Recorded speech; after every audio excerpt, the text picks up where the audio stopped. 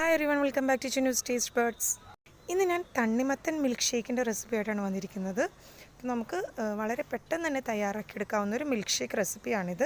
അപ്പോൾ എങ്ങനെയാണ് തയ്യാറാക്കുന്നതെന്ന് നോക്കാം. അതിനുവേണ്ടി ഞാനിവിടെ ഒരു തണ്ണിമത്തൻ്റെ പകുതി ചെറിയ പീസായിട്ട് അരിഞ്ഞെടുത്തിട്ടുള്ളതാണ്. അതുപോലെ തന്നെ അതിൻ്റെ കുരുവെല്ലാം കളഞ്ഞ് ക്ലീൻ ചെയ്തെടുത്തിട്ടുള്ളതാണ്. അതൊന്ന് ചെറിയ പീസാക്കി അരിഞ്ഞെടുക്കുക.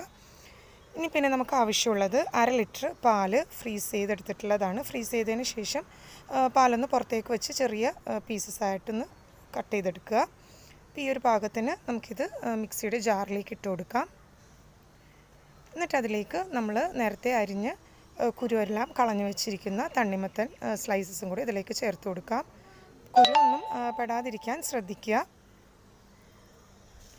ഇനി നമുക്കിതിലേക്ക് 4 ടേബിൾ സ്പൂൺ പഞ്ചസാര ചേർത്ത് കൊടുക്കാം.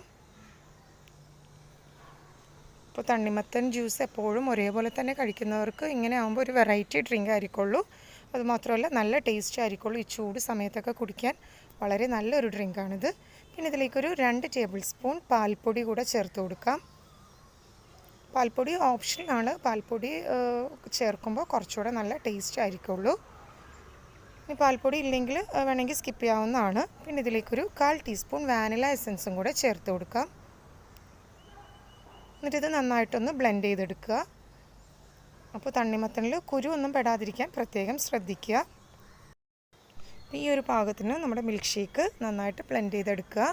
അപ്പോൾ നമ്മുടെ തണ്ണിമത്തൻ മിൽക്ക് ഷേക്ക് തയ്യാറായി കഴിഞ്ഞു. ഇനി നമുക്കൊരു സെർവിങ് ഗ്ലാസ്സിലേക്ക് ഒഴിച്ചു കൊടുക്കാം. അപ്പോൾ വളരെ സിമ്പിളായിട്ടുള്ളതും നല്ല ടേസ്റ്റി ആയിട്ടുള്ളൊരു റെസിപ്പിയാണിത്. അപ്പോൾ എല്ലാവരും ഒന്ന് ട്രൈ ചെയ്ത് നോക്കണം.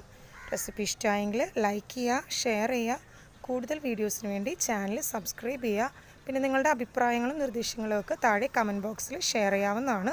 അപ്പോൾ എല്ലാവരും ഒന്ന് ട്രൈ ചെയ്ത് നോക്കിയിട്ട് കമൻറ്റ് ചെയ്യുക. Thanks for watching my channel.